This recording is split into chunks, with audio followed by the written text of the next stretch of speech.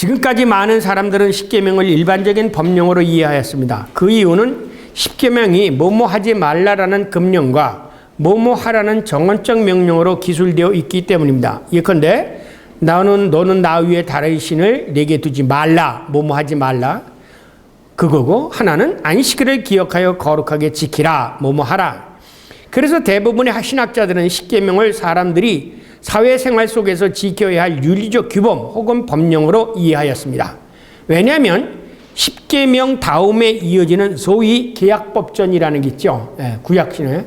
그 계약법전이 신명기 출애굽기 20장 17절 이하에서부터 22절서부터 23장 19절까지 혹은 어떤 사람은 33절까지라고 그래요. 그래서 거기다가 이렇게 쫙 긋고 33을 쓰면 혹자는 이제 법전을 계약법전을 어디까지 보느냐에 따라 다른데요.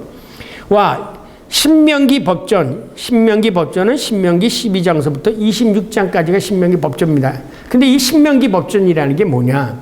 십계명이 출애굽에도 나오고 십계명도 나오죠.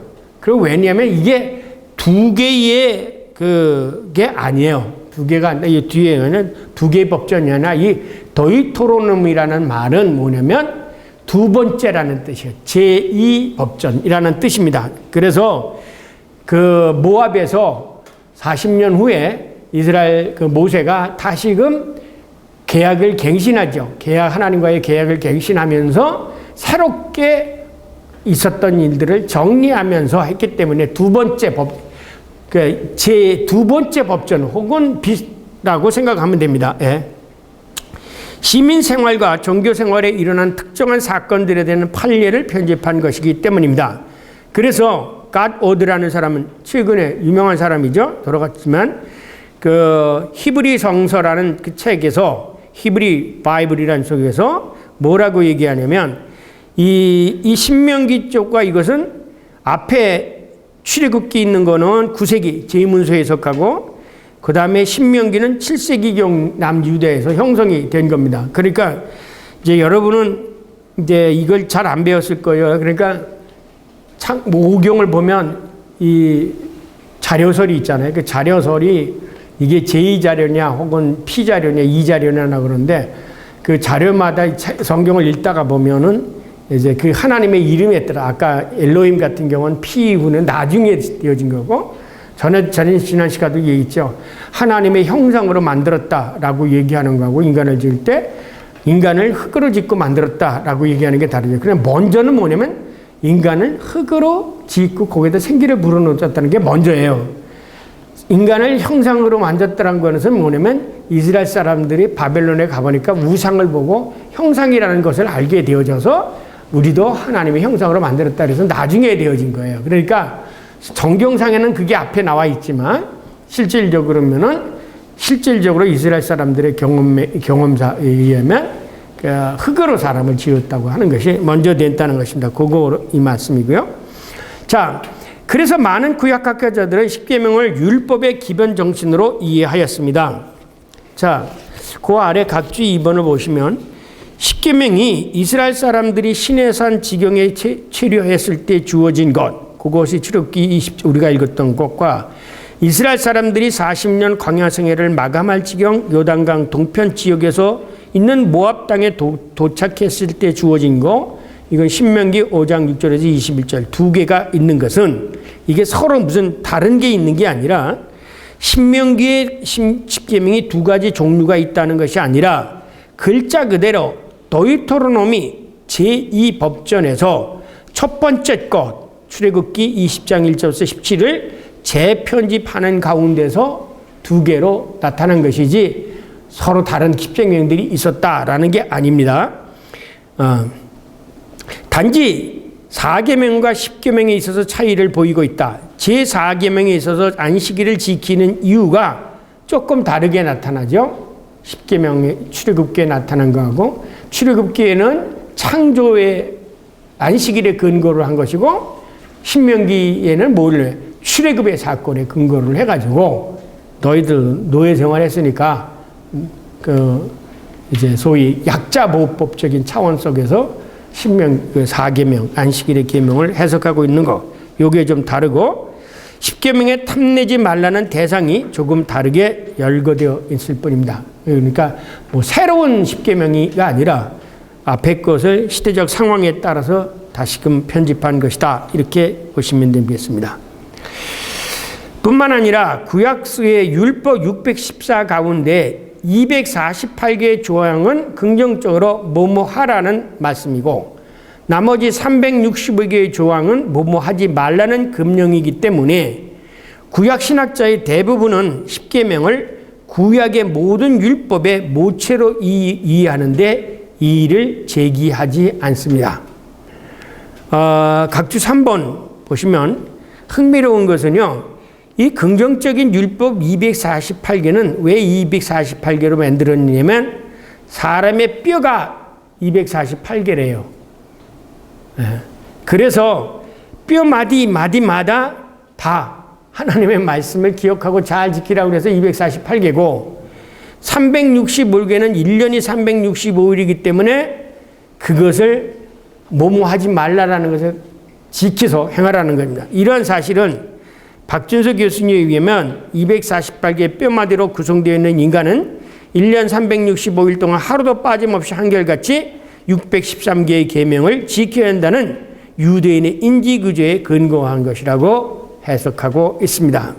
다시 본문으로 도망가서 그러므로 사람은 이 십계명이라는 전문 용어가 성경에는 안 나타납니다. 그래서 본래는 이 십계명이 12계명 도데카로그 12계명이었는데 왜냐하면 이스라엘 사람들의 12지파를 생각해가지고 12계명이었는데 이것이 이제 편집되는 과정 속에서 10개로 줄였다. 왜 10개로 줄였냐? 손가락이 여기를 10개니까 하나, 둘, 셋, 외기 쉽도록 하기 위해서 10개로 줄였다. 이렇게 해석하는 사람이 있는데 어쨌든 이 십계명에 관해서 도데칼로그하고 데칼로그하고 있습니다. 근데 저는 이제 사람들이 생각하고는 이 손가락 10개니까 그게 맞춘 거다. 이렇게 생각을 합니다. 그러므로 십계명이라는 말은 없어요. 삼위일체론이라는 말이 성경에 없듯이 십계명이라는 말은 사실은 없는 거예요. 다만 우리가 이것을 십계명이라고 하는 것은 10개의 말씀으로 되어져 있기 때문에 이것을 십계명이라고 우리는 붙인 거죠. 왜냐하면 본래 이 히브리 말 아세르트 하 데바림 10개의 말씀이라는 것을 라틴어로 데칼로그라고 번역했고 이 데칼로그를 영어로 Ten Commandments라는 말로 번역해서 십계명이라는 말이 생기게 된 겁니다.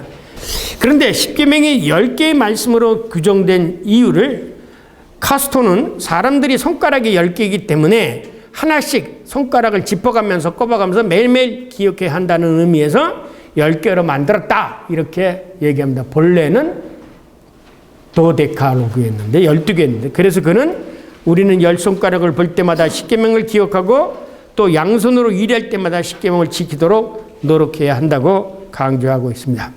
그러나 십계명의 서문을 보면은 십계명은 단지 법령이 아니라는 것을 암시해 줍니다.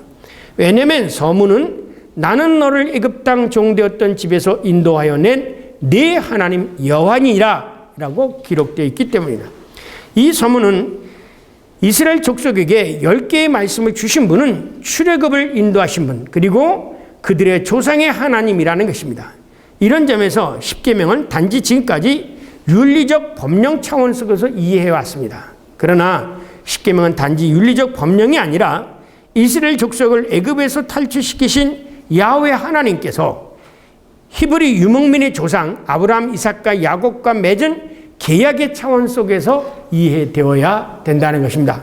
그래서 저는 십계명은 다름 아니라 두 번째 제목 계약 규정이다. 하나님과 이스라엘과 맺은 계약 문서다. 계약 규정이다. 이렇게 해석을 하게 됩니다. 왜냐? 십계명이 어떤 책이냐 하는 것은 그 계명이 주어진 시기와 장소와 그리고 주신 분이 누구냐에 의해서 그 십계명의 특성이 드러나게 됩니다. 첫 번째로 십계명의 수요 시기와 장소는 출애굽기 19장 1절 이하에 의하면 히브리 족속이 아니라 히브리 유목민이라고 족속이라는 말. 왜냐하면 하나 이게 씨족 개념이 아니거든요. 히브리 유목민들이 애굽에서 탈출하여 약 3개월이 지나서 시내산에 이르렀을 때입니다. 그래서 얼마 걸렸다고요? 50일 걸렸기 때문에 이스라엘 사람들이 오순절을 지키게 된 것이 바로 이 시내산에서 하나님의 십계명을 받게 된 것을 기념해서 50일 오순절을 때 성지 이스라엘을 방문하게 되는 그런 게 생기네. 바로 그 오순절 때 그 하나님이 시내산에서 말씀을 주신 것처럼 교회에 말씀을 주시죠. 그게 성령의 말씀이고 그게 방언의 역사예요. 왜 그럼 그 방언의 역사가 일어났느냐? 이게 참 이 성경을 보게 되면 그게 놀라운 거예요. 여러분 예레미야 33장 31절에 보면 뭐냐면 내가 너희들과 새 계약을 맺을 텐데 내가 그 계약을 내가 돌판에 써줬는데 내가 남편이 됐어도 내가 니네들 안 지켰다.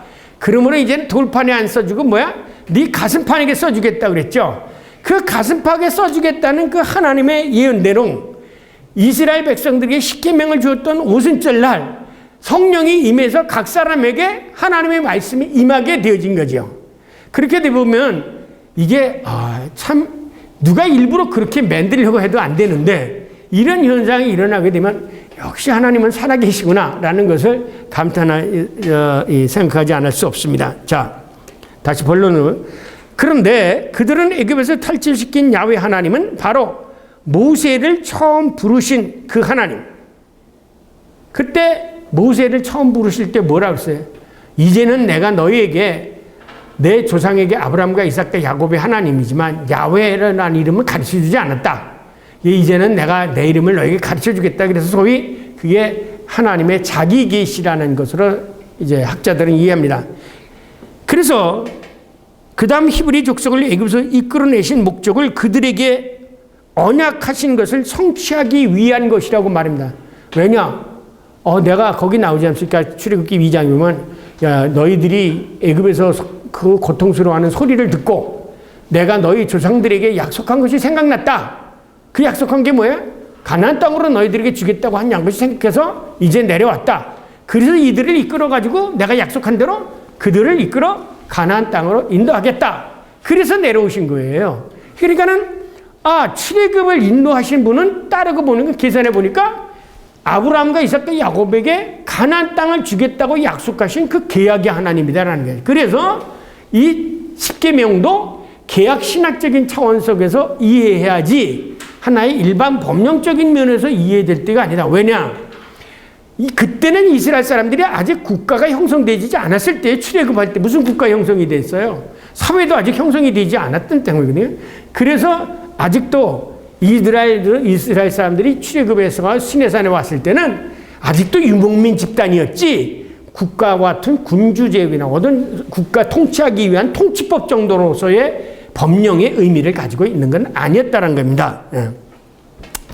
그리고 거기 보면 나는 여호와라 내가 애굽의 무거운 짐 밑에서 너희를 빼내어 그들의 노역에서 너희를 건지며 편팔과 여러 큰 짐판들로서 너를 속량하여 너희를 내 백성으로 삼고 나는 너의 하나님이 되리라. 자, 이게 유명한 계약 양식이죠. 나는 너의 하나님이 될 테니까 너희는 나의 백성이 되라. 이거는 어디까지 다냐면 이건 변함이 없어요. 이것이 계약 양식으로서 구약을 읽을 때나 신약을 읽을 때 꼭 기억하는데 이거는 출애굽에서부터 나오고 창세기서부터 나오고 어디까지 나요? 마지막 요한계시록까지 내가 너의 하나님이 되고 너희는 나의 백성이 되리라. 나의 자신들. 그게 요한계시록까지 나오기 때문에 이 칼바르트라고 하는 신학자들은 신구약의 성경을 한마디로 요약해 두면 내가 너의 하나님이 될 테니까 너는 나의 백성이 되라. 이 내용을 쓴 거다라고 이렇게 해석할 정도로 이것이 계약의 양식입니다. 나는 애굽의 무거운 집에서 너희를 빼낸 너희 하나님 여호와인 줄 너희가 알리라. 이런 사실을 종합하면 하나님께서 히브리 유목민들을 그들의 조상과 맺은 약속을 성취하기 위해서 애굽에서 빼내신 이후 시내산에서 모세를 통해 주신 10계명의 말씀은 10개의 말씀은 바로 야훼 하나님의 새로운 계약 규정이다 라고 이해할 수 있습니다. 왜냐하면 하나님은 그들의 조상 아브라함과 이삭과 야곱과 맺은 계약을 맺으실 때도 뭐라고 하냐면 이스라엘 사람들에게 할례를 행하라. 그것을 계약 규정으로 주셨습니다. 너희 접입에서 난 자든지 너의 돈으로 산 자든지 할례를 받아야 하리니 이에 내 언약이 네 살에 있어 영원한 언약이 되려니와 할례를 받지 아니하는 남자 곧 그 피를 베지 아니하는 백성 중에서 끊어지리니 그가 내 언약을 배반하였습니다. 그러니까 이스라엘 백성들을 맺을 때 아브라함하고 맺을 때도 하나님이 계약 규정을 줬어요. 그 계약 규정에 너하고 나를 계약을 한 것이 근거가 뭐냐?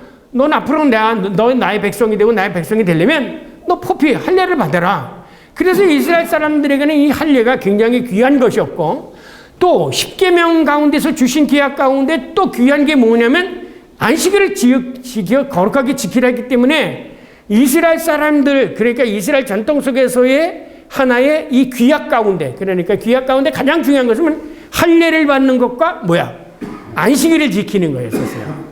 할례를. 근데 이제 이 할례와 안식일을 그 근본 의미를 뒤바꿔 놓으신 분이 계시죠. 이게 바로 예수님이에요. 왜냐하면 이 할례와 안식일 규정을 하나의 법령적으로 해석한 사람들이 이스라엘 사람들이었고 이 안식일과 혹은 이 할례를 그 의미로 해석한 사람이 뭐냐면 바로 예수님이었어요.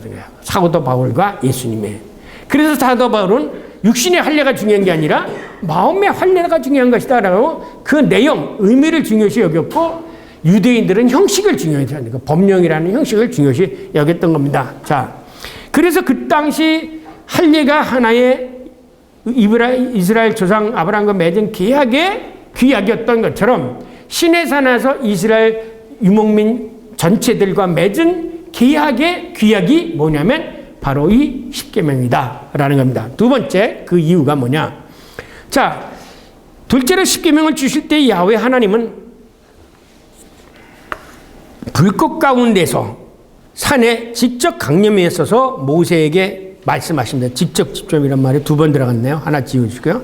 그런데 시내산에서 불꽃 가운데 강림하신 야훼 하나님은 바로 호렙산에서 모세를 불꽃 가운데 부르신 하나님, 그건 히브리인들의 조상 아브라함과 이삭과 야곱의 하나님이시다.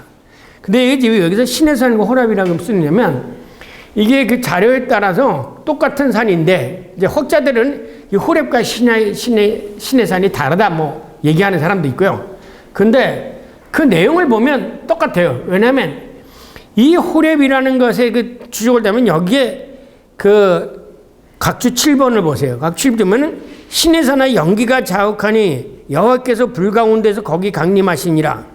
그 연기가 옹기가마 연기같이 타오르고 온 산이 크게 진동하니와 나팔 소리가 점점 커질 때 이래가지고 이러겠는데 이 산이 뭐냐면 사실은요 에벨무사라는 곳이에요. 이 에벨무사는 화강암 융기 지역으로 화산 활동이 있어가지고 불꽃 가운데 임했다는 거. 그 화산이 아직도 살아서 활동하고 있었던 때에 그 산이 거기에 이제 이스라엘 사람들이 도달하게 된 거죠.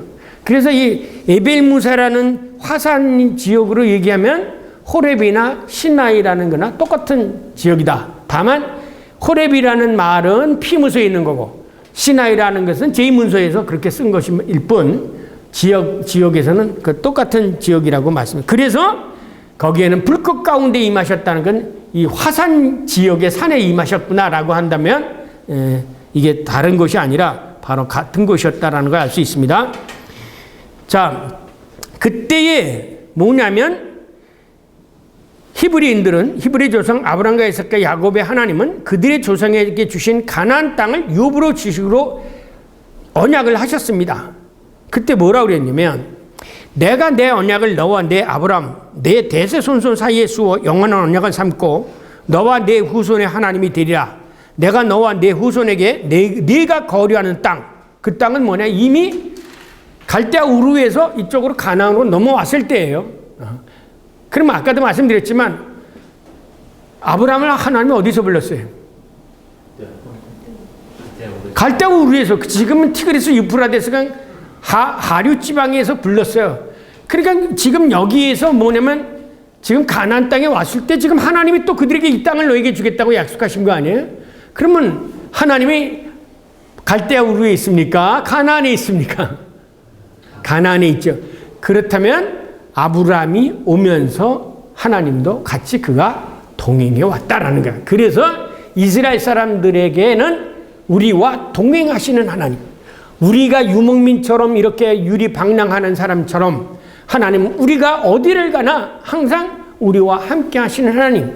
그런데 이제 이것이 나중에 이제 시편에서는 이제 그 농경 문화 속에 가서 시편이 생겼을 때는 뭐냐면 내가 하늘을 올라가도 거기 계시고, 그래서 그 우리와 동행하신 하나님의 개념이 뭘로 바뀌냐면 어디든지 계시는 하나님으로 바뀌게 되어진 거예요.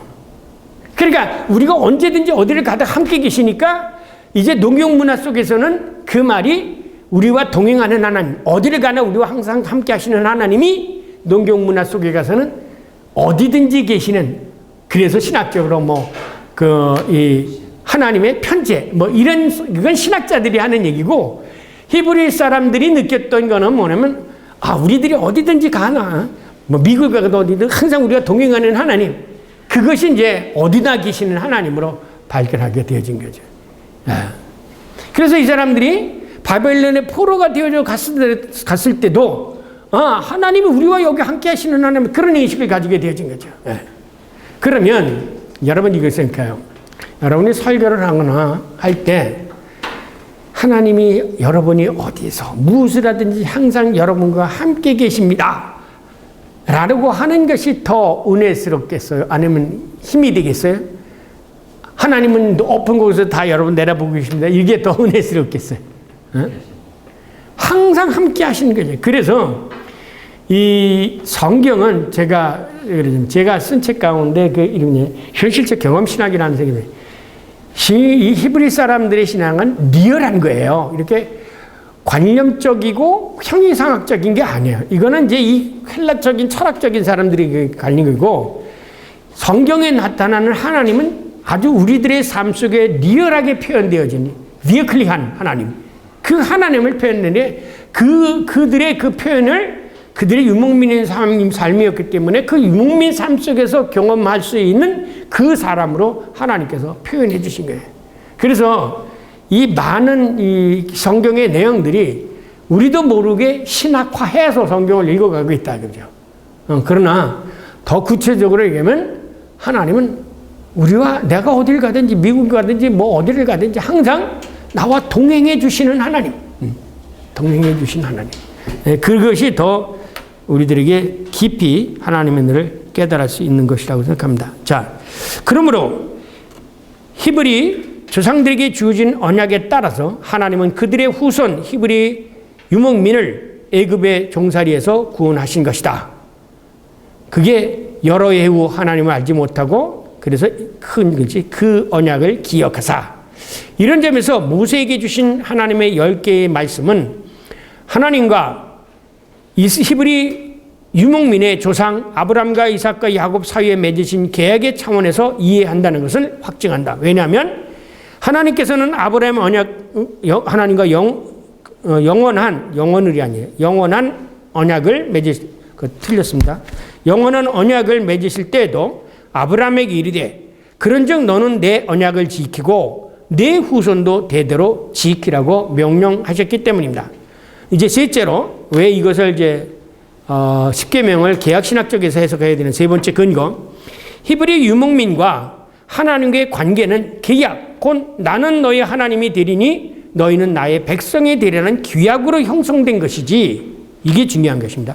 속지신처럼 지정학적으로 형성된 것이 아닙니다. 그러니까 유목민들은 언제든지 이리 갔다 저리 갔다 돌아다니기 때문에 하나님과의 관계를 맺는 것은 네가 어디를 가든지 너는 나의 백성이 되라, 나는 네가 어디를 가든지 내가 너의 백성이 되겠다라고 하는 거고, 농경 문화 속에서 속지신 개념은 테리토리얼, 자기가 신이 지배하는 구역이 있잖아요. 그래서 이 구역을 벗어나는 것은 내 백성이 아니에요. 내 구역 안에 있을 때만이 내 백성이라는 거죠. 그렇기 때문에 이 속지신 개념에는 뭐냐면, 속지신들은 항상 이 정확한 이 성지라는 거, 혹은 이 하나님과의 만나는 장소, 이것을 정해놓고 이렇게 신과의 그 교류를 이렇게 하지만, 유목민들은 그런 게 없는 거예요. 어디를 간절히 그냥 하나님이 나와 함께 하시는 거예요. 다만 뭐냐면 내 마음속에 야훼를 나의 하나님을 생각하는 거야. 그리고 야훼도 내가 어디든 간절히 항상 나를 당신의 백성으로 삼아주는 그 약속만 있으면 돼. 그러니까 유목민은 약속만 있으면 되고, 속지신 개념으로서의 농경문화 속에서는 정해진 장소를 가야 돼, 그곳에. 그래서 이스라엘 사람들이 이제 템플을 정하고 나서는 속지신 개념으로 이렇게 바뀌어져 가지고 예루살렘에 와서 기도를 드려야 된다고 얘기했죠.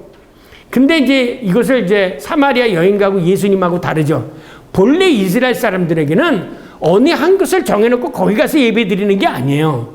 그래서 예수님은 예루살렘에도 말고 어디도 말고 이제는 네가 신령과 진정으로 예배를 드릴 때가 오나니 바로 이때다. 네가 어디를 가든지 너와 약속한 그 하나님에게 예배를 드리면 되는 건데, 그게 뭐냐면 정치 권력을 중앙 집권화하기 위해서 이 속지신 개념을 수용한 거죠. 그게 이제 타락의 길을 형성한 거예요. 예. 그래서 안 되니까 여로보암이 남북 갈라지고 북쪽에다가 세겜에다가 성전을 짓고 여기 와서 예배 보라, 그렇게 얘기하게 되어진 겁니다. 이제 그런 것을 보면 이제 성경 안에서도 이스라엘의 타락의 역사를 발견하게 되지는데, 왜냐하면 셋째 줄, 유목민의 하나님은 유목민과 항상 동행하는 하나님이시기 때문이다. 하나님이 이르시되 내가 반드시 너와 함께 있으리라. 다시 말하면 유목민들이 자신의 양떼를 하듯이 목자처럼 앞에서 자신의 백성을 앞에서 인도하시는 분, 여호와께서 그들 앞에서 가시니 낮에는 구름 기둥으로 그들의 길을 인도하시고 낮에는 밤에는 불 기둥으로 그들에게 비추사 낮이나 밤이나 함께 동행하시니라라는 거죠. 그리고 모세에게 자신의 이름을 야훼라고 소개한 그 하나님 야훼라는 이름도 동행이라는 뜻으로 변형되기 때문이다.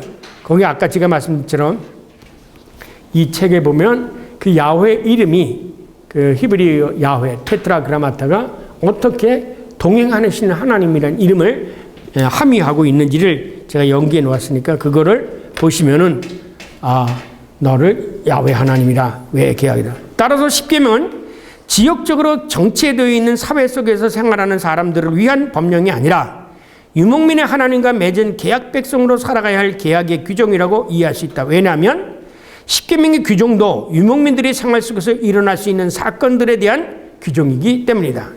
이상 세 가지 차원에서 십계명을 분석해 본 결과 십계명은 우선 택함 받은 백성, 곧 계약 백성, 히브리 유목민이 계약을 통해서 이스라엘이라는 사회 공동체를 확장된 그 계약 백성 이스라엘에게 곧 그리스도인들에게 주어진 것이라고 볼 수 있습니다. 따라서 여호와 하나님을 자기의 하나님으로 섬기는 자는 누구든지 십계명을 지켜야 합니다.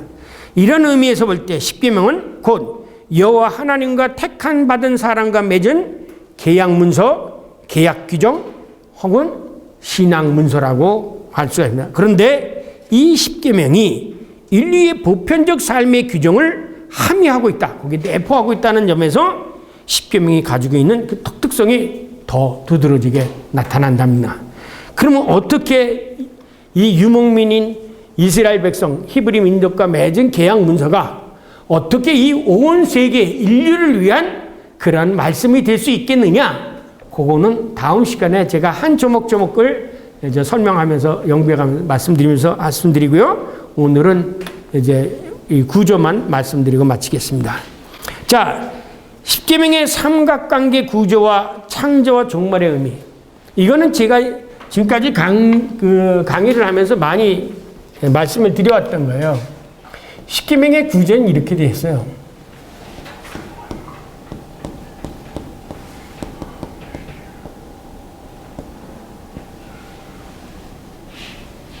여기서 1계명에서 3, 5, 6, 7, 8, 9, 10 요게 4계명으로 되어 있어요.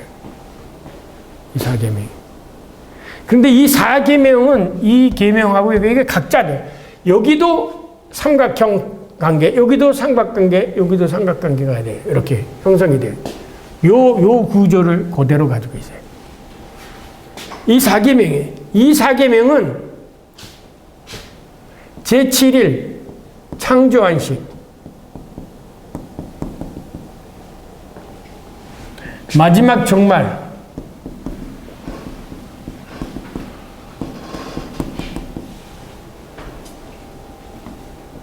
이렇게 연결되어 있는 거예요. 4계명.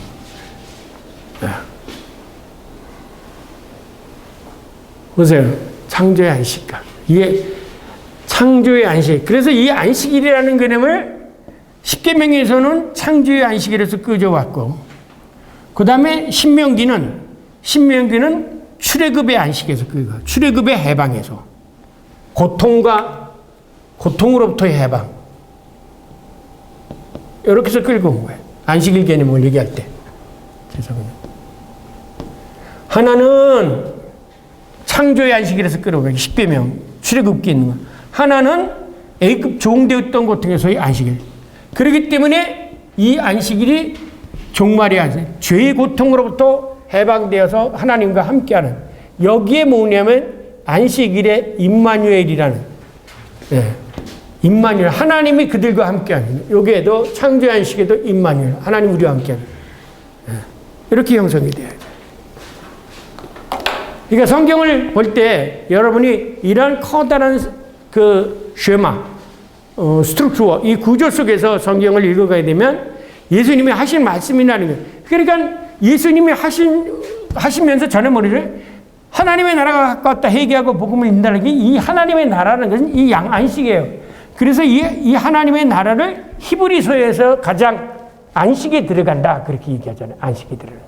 이 안식에 들어가는 것을 뭐냐면 하나님과 함께하는 게 안식이에요. 여기서 생명이 있어요. 하나님과 함께하는 곳에서 생명이 있는 것이지, 전에도 얘기했지만 히브리 사람들에게서의 생명은 하나님이 영이 있을 때 하나님의 생명이에요.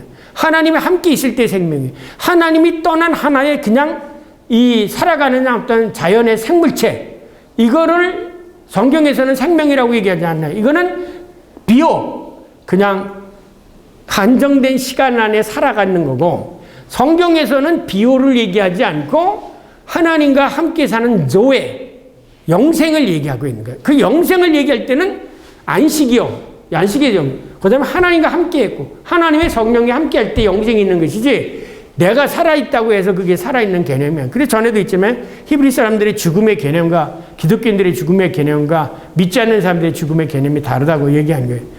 그러니까 이 10계명을 읽을 때도 똑같은 거예요. 여기서. 자, 이 계명과 이 계명인데, 이게 어떻게 되냐면요. 먼저 설명하고요. 인간이 최첨에 창세기 타락사를 보면 요게 깨어져요. 그래서 창세기 3장서부터 11장까지를 가만히 읽어보세요. 전부 타락하는 역사죠.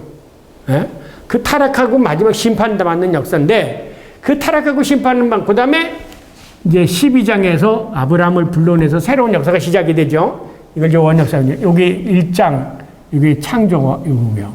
2장이고 3장이고 타락서인데, 이게 깨지니까, 하나님과 깨지니까 부부관계 깨지고 형제관계 깨지고 살인하고 이게 돼요. 그래서 요 3, 4명의 계명은 뭐를 관계되냐면 부부의 관계, 간음에 대한 문제, 살인에 관계되는 거, 그다음에 부부와 아버지와 자식의 관계에 대한 인간과의 관계를 여기서 규정하는 거예요. 요거는 이게 깨지니까 아담이 뭐래요? 엉클 기르고 땀 흘려 먹고 살고, 엉클 땅에서 곡식이 제대로 나오지 않고 평생껏 땀 흘리고 먹고 사는 거예요. 그래서 요 관계가 이게 깨지는 거예요. 자연은 이제 자연스럽게 우리들에게 먹을 것을 주지 않아. 에덴 동산에. 그래서 요거를 예수님이 산상수훈에 와서 다시 설명하죠. 너희는 무엇을 먹을까 입을까 먼저 하나님의 나라와 의를 구하라. 그러면 이것 문제 다 해결이 된다는 거예요. 특히 요거를 생각하라 이거예요. 이게 굉장히 중요한 거예요. 안식일에 대한 문제. 우리는 안식을 생각하지 않고 살아요. 지금 사실은 실질적으로. 그런데 성경에서는 사실은 이게 텔로스야. 하나님의 구원의 텔로스는 뭐야? 안식이야. 우리들이 하나님과 우리와 함께 하시는 거예요. 이게 십계명서부터 나오고, 이게 이미 창세기 제7째 날, 전에도 얘기했잖아요. 6이라는 6개. 이거는 완전서 여기서 끝나요. 제7일의 이사는 이거하고 완전히 다르다고 그랬잖아요. 제가. 다른 나라예요. 제1일 7일은. 숫자적으로, 질적으로 다른 나라예요. 그러니까 이 시간의 역사와 이 종말의 마지막의 시간의 역사하고는 질적으로 또 다르게 역사가 되잖아요. 이거를 이제 이 수평론적으로 놓고 보면 그렇고요. 이걸 수직적으로 다시 이렇게 놓고 보면 이렇게 되어야 되는 거예요. 내가 여기 살고 있는데 하나님의 영원한 나라에 안식하고 여기가 늘 항상 이렇게 직통적으로 하게 되어지는 거예요. 시간적. 이게 히브리적인 사고예요. 이렇게 생각하면 이건 헬라적인 사고로 승부가 돼요. 자, 그거를 이 그림을 보면서 제가 설명을 드릴게요. 십계명은 하나님의 계약 백성이 지켜야 할 계약 규정 혹은 신앙 규범이자 동시에 온 인류를 위해 준수해야 하는 삶의 규정이다. 그런데 거기 뭐 11절 각주를 보시면요. 이제 루터교하고 캐톨릭하고 우리가 10계명에 1계명, 2계명, 3계명 그 순차가 달라요, 조금. 그거는 집에 가서 읽어보면요. 개혁교회 장로교 전통과 그다음에 루터교하고 캐톨릭 전통과 그래서 우리는 안식일 계명이 4계명이라고 생각하는데 로마 캐톨릭하고 루터교는 4계명으로 보지 않는 거. 그거는 이제 뭐 각 교파마다 다른 거니 이건 상관없어요, 사실은요. 별 문제가 아니에요. 근데 이것 가지고 싸우지면 오징어냐 쓰름이냐 동태냐 명태 가지고 싸우느냐고 똑같은 거예요. 자, 문제는 이 10계명을 내용적으로 구분하면 삼각관계의 구조를 하고 있는데 너는 다른 신을 내게 잊지 말라에서 여호와의 이름을 망명되이 일컫지 말라까지 말씀은 하나님과 인간의 신앙관계에 대한 규정이에요. 이게 문제예요. 왜 제가 이것이 계약문서라고 했냐면 세상의 법규는 이거에 대한 거는 없어요. 이건 없어요.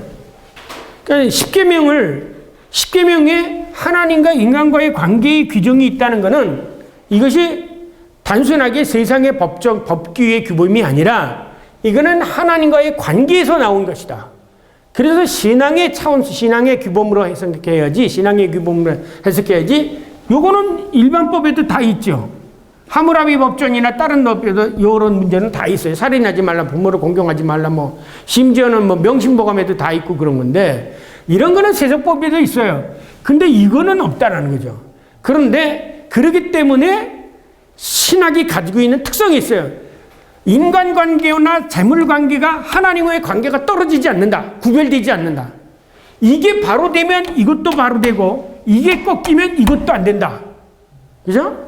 그래서 내 이웃을 내 몸같이 산 누구든지 내 이웃을 내 하나님을 내 이웃을 내 몸같이 하는 것은 하나님을 사랑하는 거고, 예? 부모를 잘 공경하는 거 하나님을 잘 섬기는 일이야. 그러니까 이것이 구별되지 않기 때문에 십계명이 가지고 있는 게 특성이 있는 거예요. 다른 세상적인 법규는 이것만 있는데 십계명은 이런 관계가 철저하게 하나님과의 관계와 연관되어져 있다는 거예요. 예. 그게 실질적으로 역사 속에서 나타났고, 예. 이것이 십계명이 온 인류를 포함할 수 있는 일반 법규보다 가지고 있는 특성을 가지고 있어. 그리고 5페이지 마지막입니다. 부모를 공경하라, 간음하지 말라까지 말씀은 인간과 인간의 인간관계에 대한 규정이고, 도둑질하지 말라, 이웃아내를 탐내지 말라까지의 말씀은 인간과 사물, 물건과의 물질관계의 규정이다. 예. 그래서 여기서 예수님 이제 너희가 물질과 이게 하나님의 관계가 되어지면 이게 관계가 되지는 거예요. 그래서 내 영혼이 잘된 것 같이 범사가 형통되고 네가 하나님의 나라를 묵상하면 시냇가는 심는 나무가 열매를 따라 수저를 따라 열매를 맺은 것 같이 하는 모든 게 형통되리라. 그러니까 이거가 다 연결이 이렇게 되어져 있는 건데 사람들은 이거는 생각하지 않고 이것만 생각하면 이게 될 줄 알아요. 이게 잘못된 거예요. 그러니까 기독교인들이 정작 기독교인들이라면 이게 바로 서 있으면 이게 돼 있어요. 그래서 하나님 잘 믿고 섬기는 사람은 복받게 돼 있는 거예요. 제가 내 자신 있게 얘기합니다. 내 부모를 공경하라. 그러면 네가 세상에서 잘되고 장사하리라. 이 말씀은 천륜의 천륜. 그건 기독교인이 아닌 사람도 하는 사람도 하나님이 약속해 주신 거기 때문에 복을 받는 거예요. 효자가 굶어 죽고 잘못됐다는 소리 들었어요?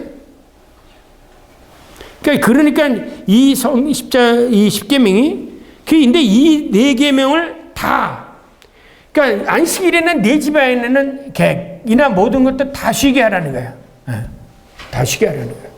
이거는 하나님이 특별히 하나님이 인간 이 모든 피조물과 함께하기 위해서 특별하게 만들어 놓은 거예요. 그래서 이 사바트, 안식일, 창조 안식일, 사바트 하나만 가지고 박사학위 논문 씁니다. 사바트 개념이 뭐냐? 구약에서 이거 사바트 개념은 제문서는 어떻게 고 신명기 전속에서는 사바트가 어떻게 나타나고 예언서에서는 사바트 개념이 어떻게 나타나고 그다음에 성문서에서는 사바트 개념이 어떻게 안식일 개념이 어떻게 나오는. 그래서 역사서, 그다음에 예언서, 그다음에 오경, 그다음에 성문서 이렇게만 하더라도 4개의 장을 만들어 가지고 해서 사바트 안식일에 대한 거 쓰는 거예요. 이 박사학위 논문입니다. 어떻게 안식일 계명이 생겼는가? 안식일 계명의 의미를 어디로 생각하느냐? 그러니까 신명기하고 신명기 법전하고 출애굽하고 뭐가 다르고 이런 거 분석해서 낸 거. 이거 박사 사바트 연구에는 찾아보세요. 굉장히 많이 나옵니다. 안식일에 대한 연구. 자, 그래서 마지막에 다시 말해서 하나님께서 나그네인 유목민과 같은 인간과 맺은 계약의 목표를 계시한 게 바로 안식일이야. 이것이 창조 의지와 종말의 의지가 바로 안식일에 대한 겁니다. 왜냐하면 하나님, 인간 그리고 사물 내지 자연은 이 세상을 창조하신 하나님과 창조된 세계를 구성하고 있는 기본적인 요소이기 때문입니다. 그런데 십계명을 기술하게 된 삼각관계와 규정과 안식일에 대한 규정은 서로 연관성을 가지고 있습니다. 즉 하나의 관계 규정이 깨어지면 나머지 다른 규정도 함께 깨어집니다. 특히 무엇보다도 하나님과 인간의 신앙 관계가 단절되면 나머지 인간 관계와 물질 관계도 함께 단절된다. 제가 이 개념 속에서 아까 말씀드린 게 우리나라가 이 어려움을 당하고 그러는 거는 한국 교회가 하나님과의 관계가 단절되어 버렸다는 거죠. 그렇기 때문에 어려움이 오는 거예요. 이 개인도 그렇고 사회도 그렇고 마찬가지예요. 국가적으로 볼 때도 우리나라의 이 교회가 하나님과의 관계가 바로 서 있잖아. 그래서 신학적에서도 포스트 모던 이후에 종교다운주의도 나오고 타종교회도 모이고 있다. 이것도 아니고 저것도 아니고 교인들이 제사도 지내고 점도 보러 다니고 똑같은 이방 신을 섬기는 거하고 똑같은 짓을 하고요. 그러고 나서 재미로 봤대, 재미로. 이렇게 되어지니까 이렇게 됩니다. 그리고 하나님의 종으로서는 생각하지 않고 딴 세속적인 욕심만 가지고 있고 그러니까 하나님을 속이면서 하나님이 세운 교회를 지 아들에게 물려주는 이런 게 어디 있어요? 이러니까 망하는 거예요. 그리고 다 앞으로 여러분 같이 소위에서 제 아버지가 장로나 목사가 아닌 사람은 교회 목회지 찾기도 쉽지 않아요. 그런 상황이 되어버려요. 왜? 자기 자식한테 내물릴 텐데. 5년 후면 우리 가장 큰 이장통합 쪽에 목회지가 완전히 이제 반토막도 안 남아요. 다 자기 아들한테 물려줄 거 아니에요? 법이 그렇게 되어버렸는데. 근데 내가 얘기하는 거는 이 십계명에 있는 내용처럼 하나님과의 관계가 깨어지면요. 그래서 제가 전에도 얘기했잖아요. 우리가 탕자라고 하잖아요. 아들이 가서 돼지 쥐어 먹다가 돌아오면서 뭐라고 해결합니까? 모든 죄는 하나님에게 짓는 거예요.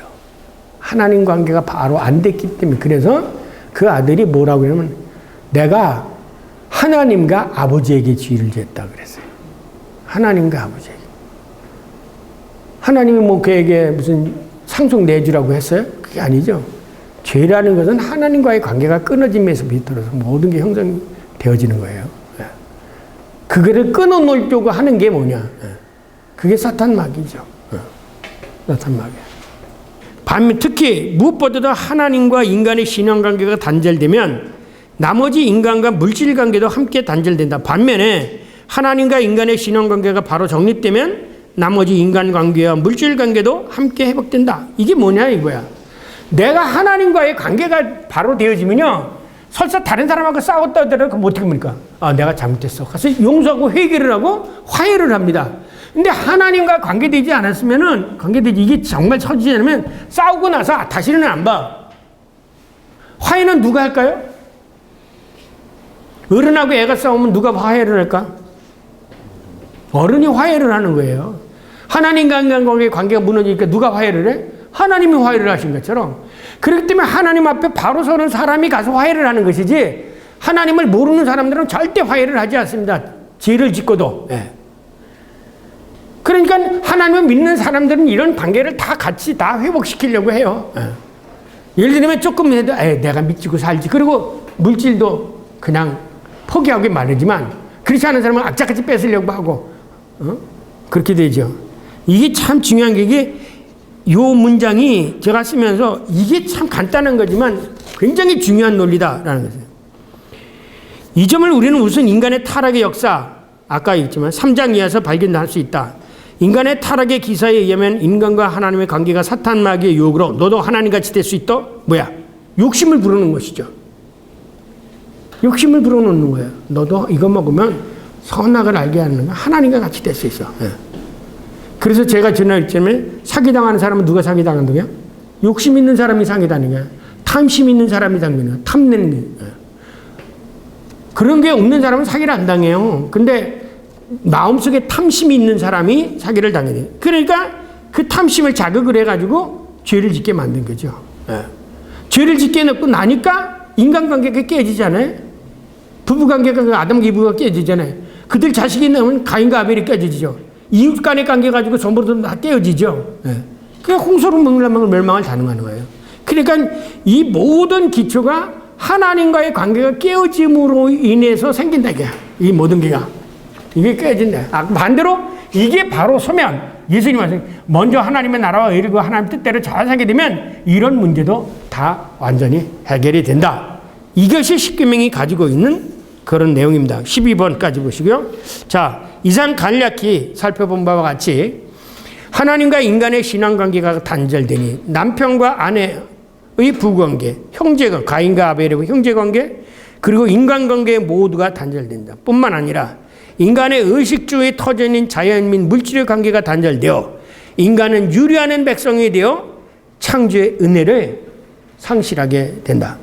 그리고 결국 인간은 안식도 없이 아침부터 저녁까지 땀을 흘려야 먹고 사는 고된 인생을 살게 되었다. 이런 점에서 십계명은 단순히 의롭다 인정받기 위한 혹은 도덕적 사회 윤리를 위한 사회생활을 위한 혹은 사회 이론의 의무인 사회 윤리적 법령이 아니라 창조주 하나님께서 개혁 백성에게 창조 의지를 계시하여 이를 준수하게 함으로써 태초의 창조의 안식을 주시고자 한 은혜의 계약 규정이라고 말을 할 수가 있다.